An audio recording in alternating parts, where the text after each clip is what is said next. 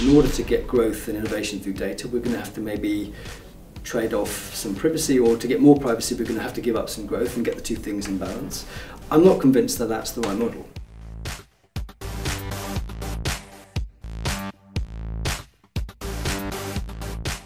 So I'm joined today by Stephen Deadman from Facebook.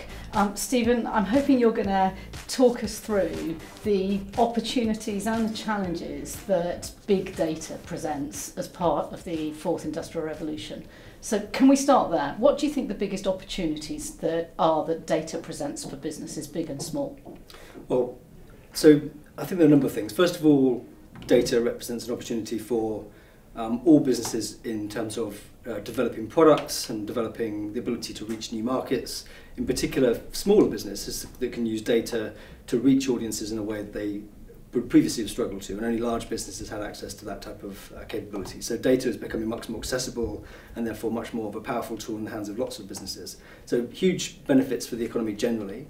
I think we're also seeing another huge benefit of data being for society, so not just for businesses, but lots of the businesses that I talk to, both my own business, Facebook, and many other companies, are using data to create social good. So we use data, for example, with artificial intelligence to help visually impaired people use Facebook and get audible descriptions of images so they can actually enjoy the service. That's an example of using large amounts of data to deliver a service that has social value as well as economic value.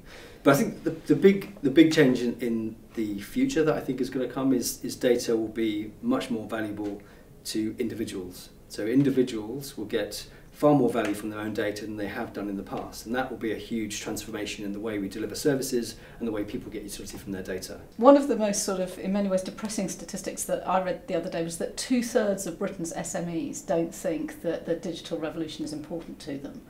Clearly, your business has a vested interest in persuading those businesses that they're wrong. I would tend to think that they're wrong too. Why are so many small and medium-sized businesses in this country not reaching forward into the data revolution?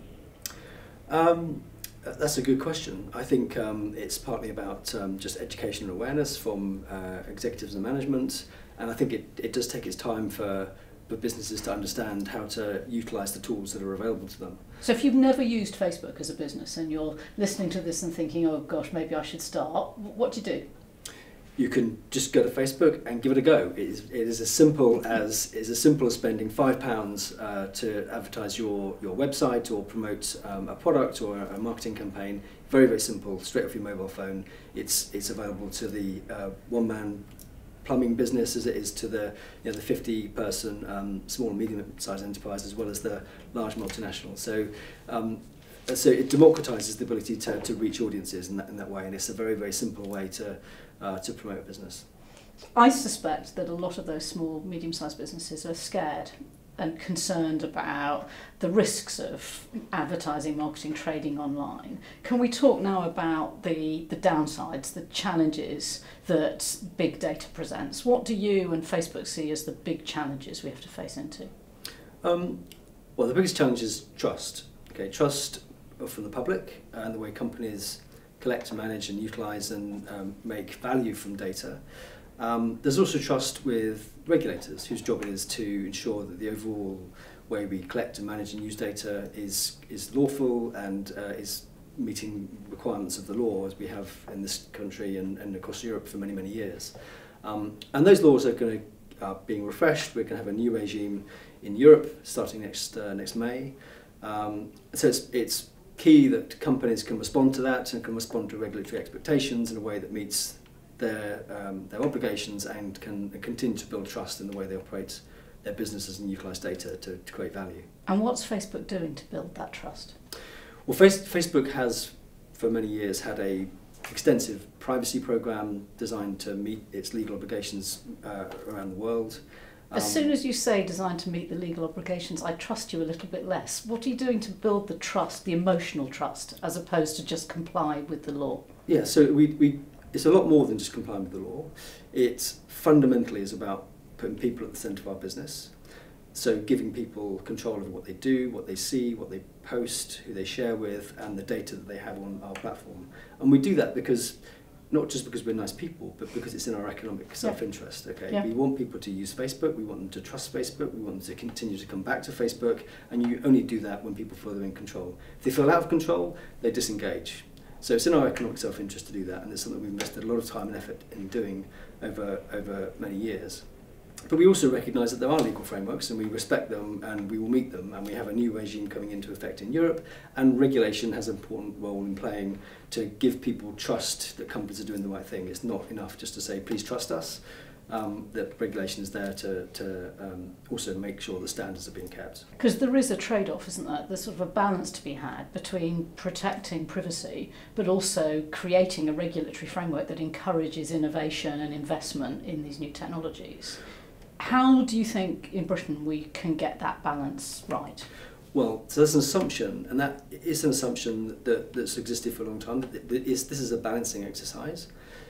But a balance, in the way you just described it, means a trade-off between these two things. It means that in order to get growth and innovation through data, we're going to have to maybe trade off some privacy, or to get more privacy, we're going to have to give up some growth and get the two things in balance. I'm not convinced that that's the right model. And the reason why I say that is because if you look at the way that the data-driven market is developing, there are new business models and new services that are designed specifically to put people in control.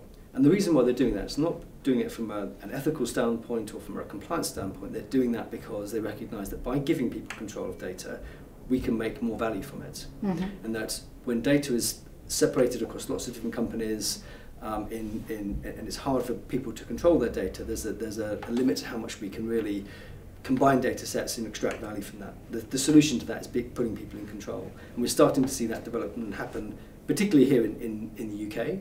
Those are great words, and it's a very compelling argument, but what does putting people in control actually mean? And that's a really hard thing to do. And that's why it takes entrepreneurship and innovation to figure out how to do that. But if you go back 15 years, it was ridiculous to suggest that we would discover a large amount of our news every day from what people post on their smartphones, right? And that is the reality. Yeah.